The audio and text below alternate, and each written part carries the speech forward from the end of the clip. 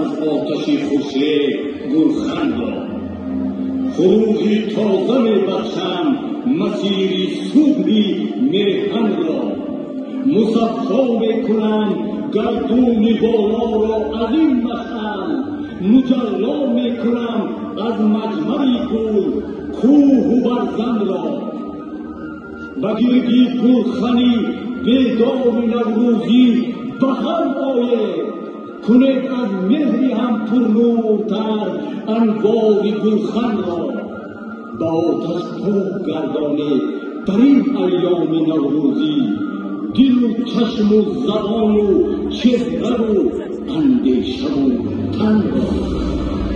خداوند من از دیده بیدار دلداران فروغ گلخنی نوروزی دنیای روشن را.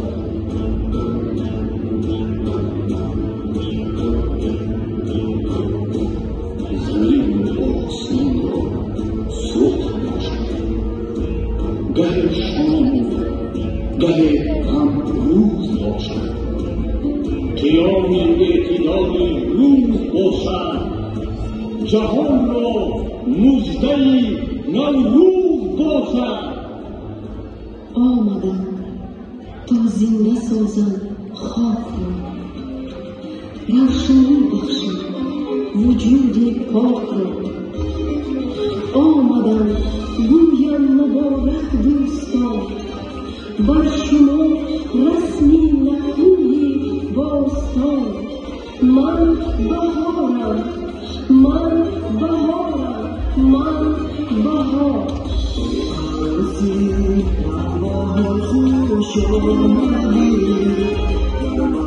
گل آفت خوش آمدی. عروسی خوش آمدی